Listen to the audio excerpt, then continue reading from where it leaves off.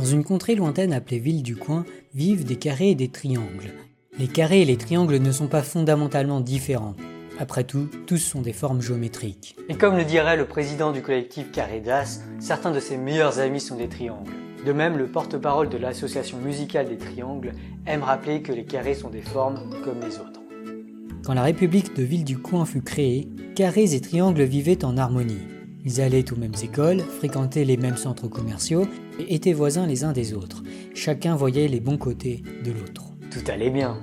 Certes, de temps en temps, il arrivait que quelques carrés se retrouvent seuls au milieu d'une foule de triangles, ou vice-versa.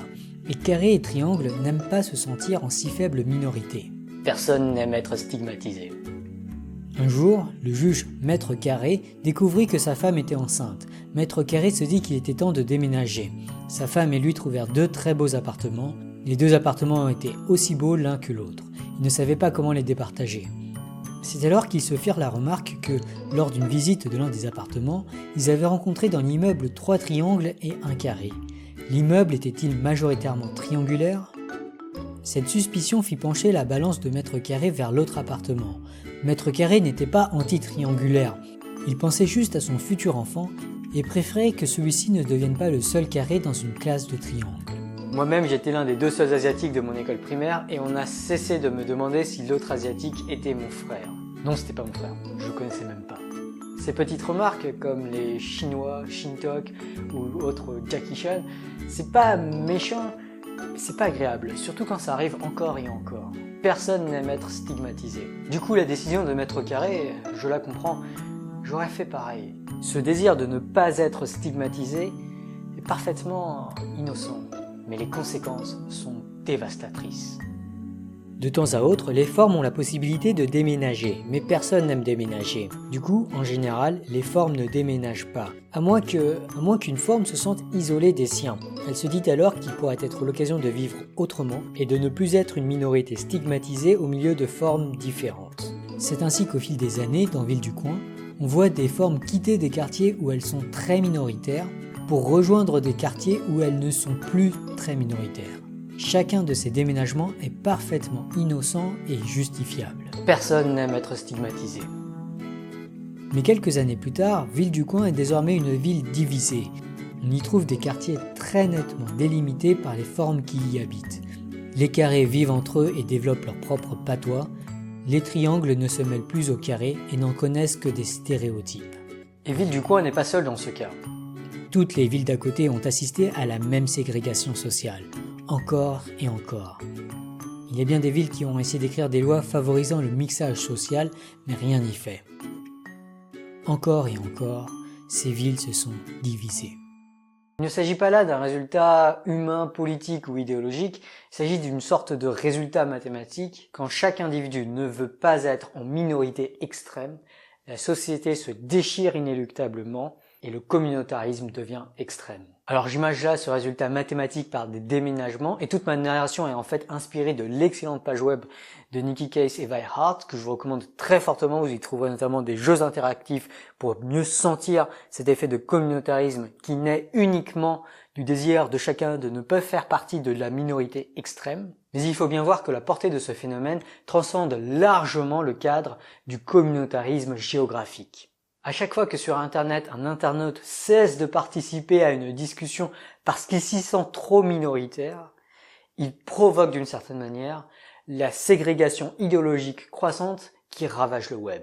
Or, changer de quartier idéologique sur Internet, c'est beaucoup plus facile et fréquent que de déménager géographiquement. Ce n'est donc pas étonnant qu'en quelques années seulement, l'Internet nous a davantage divisés géographiquement que ce qu'a pu causer la géographie en plusieurs décennies.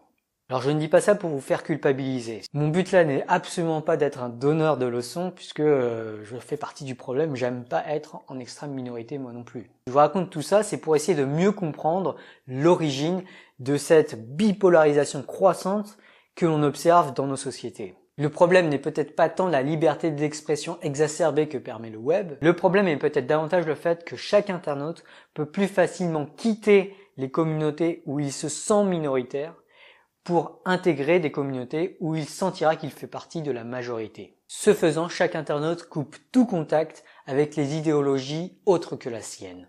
Ce phénomène est ce que beaucoup appellent les filter bubbles ou bulles de filtrage en français. Ces filter bubbles correspondent à des isolations idéologiques dans le web.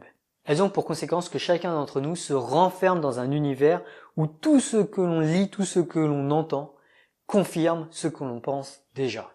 Et il nous est alors impossible de remettre en cause nos convictions et de comprendre pourquoi est-ce que les autres pensent ce qu'ils pensent. Ces filter bubbles sont en plus exacerbés par les personnalisations de contenu qu'offrent les géants du web, que ce soit Google, Facebook, Twitter ou YouTube. De nos jours, dès que l'on se connecte à Internet, le contenu auquel on accède nous est délivré sur mesure. Et à chaque fois qu'on clique sur un lien, qu'on like un post ou qu'on regarde une vidéo, Google, Facebook ou YouTube vont nous faire déménager encore un peu plus près de la communauté dont on partage les idées et un peu plus loin des communautés qui rejettent ces idées. Alors beaucoup se sont mis à critiquer Google, Facebook et compagnie.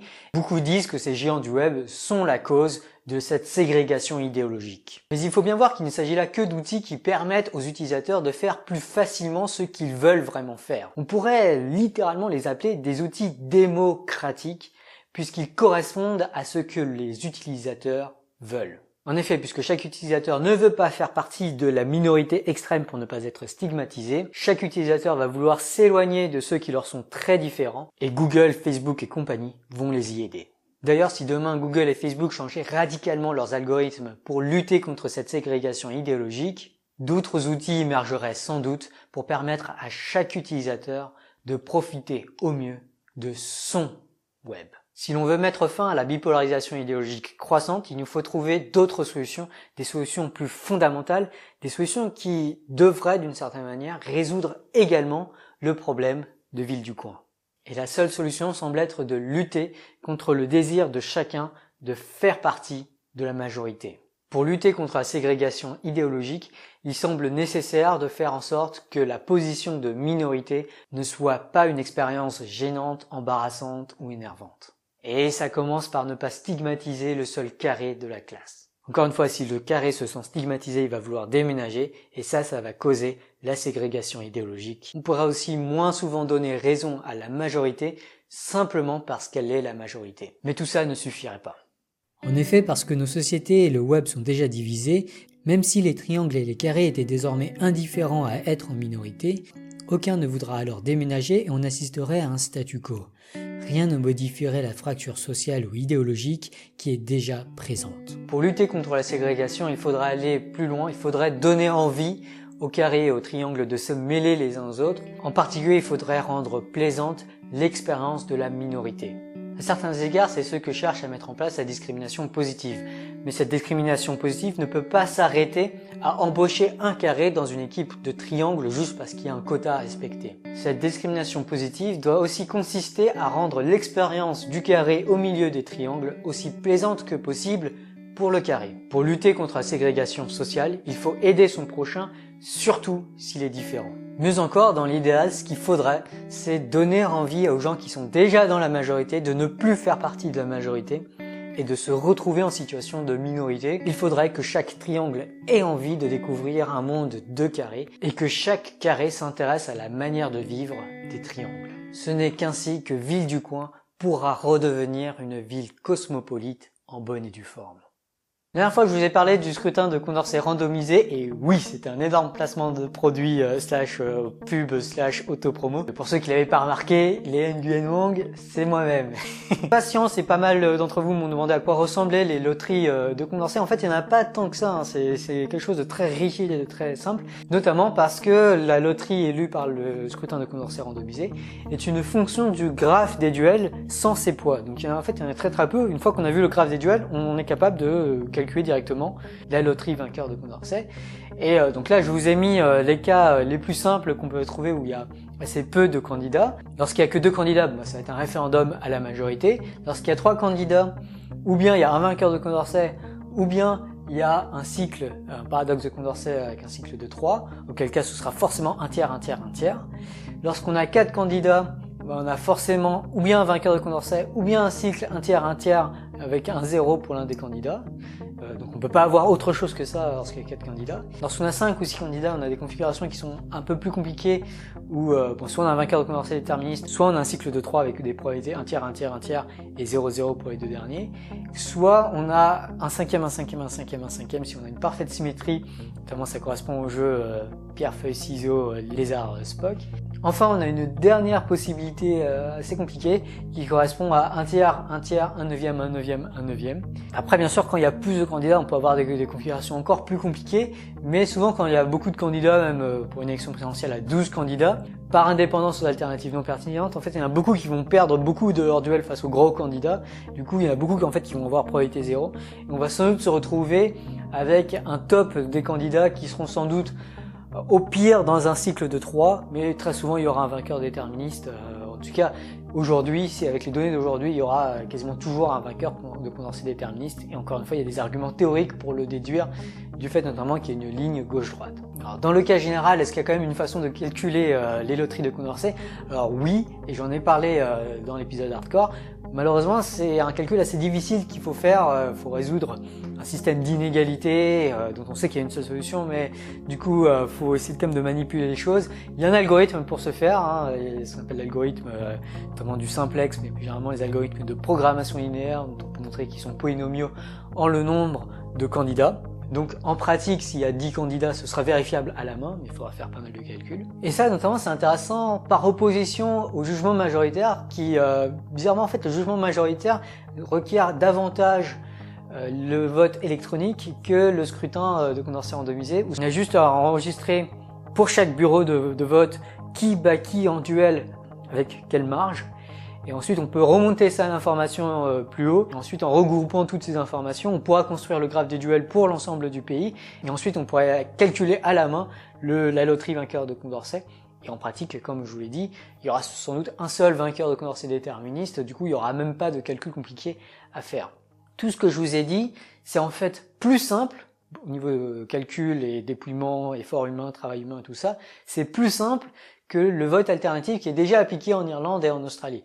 Donc le scrutin de Condorcet randomisé, il est déjà applicable, j'ai envie de dire, sans passer par des technologies du vote électronique. Même si avec le vote électronique, ça serait beaucoup plus simple. Un petit peu plus de précision par rapport au vote électronique. En fait, la grosse difficulté du vote électronique, c'est de combiner la confidentialité des votes avec la vérifiabilité du scrutin. En fait, que n'importe qui peut vérifier que les conclusions d'un algorithme qui calcule le vainqueur ou je sais pas trop quoi, qui calcule le vainqueur, sont effectivement la bonne conclusion étant donné les bulletins de vote. Et combiner les deux, parfaitement, on peut démontrer que c'est impossible. Du coup, il faut affaiblir certaines conditions. Souvent, on va affaiblir plutôt la confidentialité, parce que la vérification, c'est beaucoup plus important. Du coup, en termes de confidentialité, on va dire que le scrutin va être confidentiel à condition de faire confiance à une certaine entité. C'est souvent ce qui est utilisé en pratique. Et du coup, une grosse difficulté de la recherche en vote électronique, c'est à quel point on doit affaiblir la confidentialité des données pour pouvoir faire quand même un scrutin. Il se trouve que c'est impossible de l'affaiblir autant que pour le vote à l'isoloir, où là c'est un niveau de confidentialité qui est très très grand.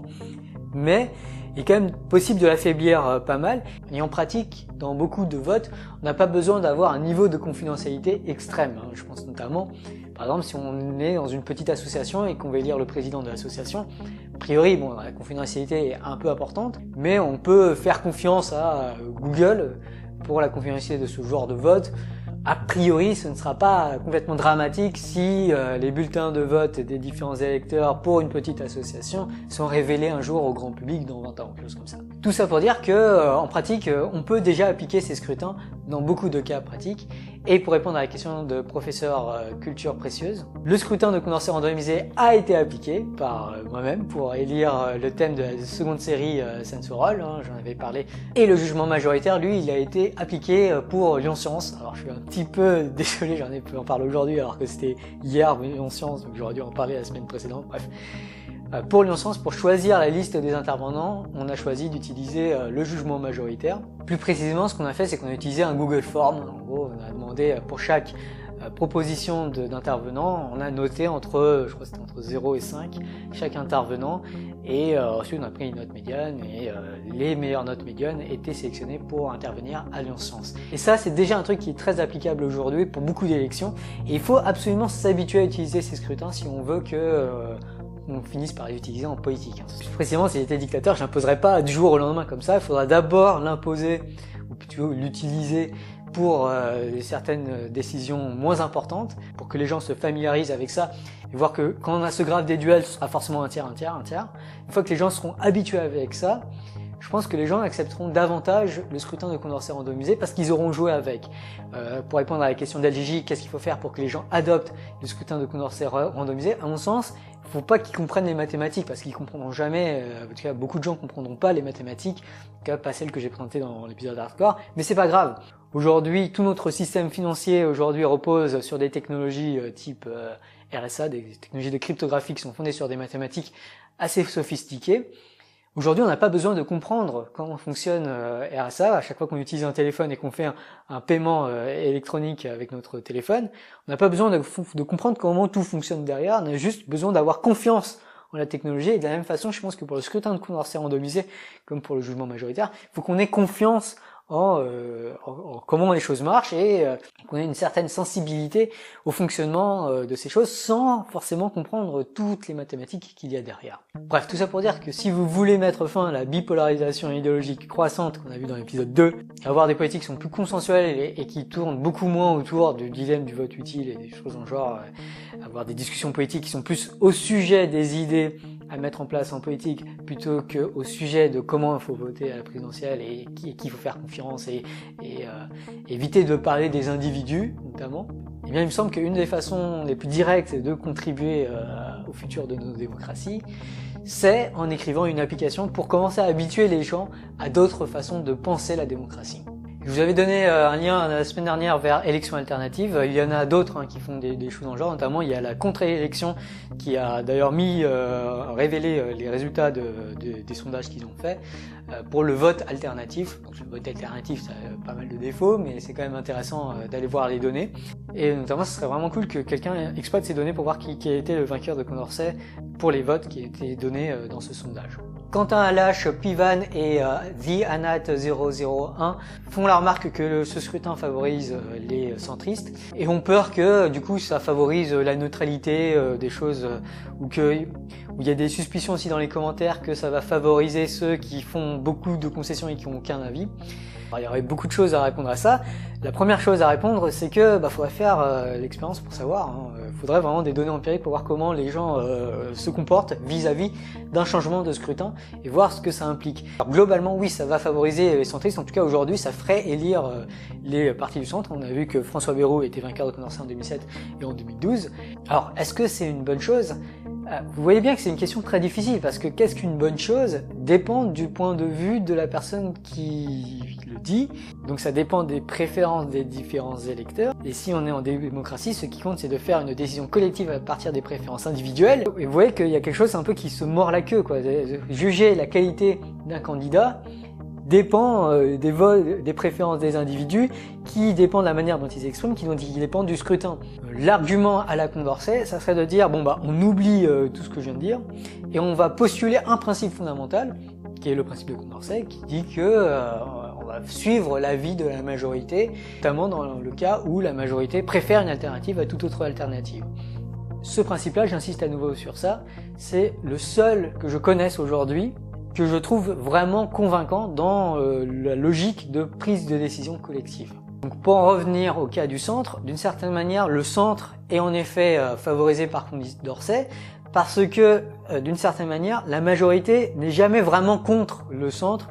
Si on compare le centre à quelqu'un qui est à gauche, la majorité va dire « Ah, le mec qui est à gauche est trop à gauche », donc la majorité va préférer ce qui est à droite de la gauche, et de la même façon, la majorité va préférer ce qui est à gauche de la droite, parce que ce qui est à droite correspond, parce que dès qu'on regarde un peu trop à droite, on se retrouve avec une minorité seulement qui préfère ce qui est trop à droite.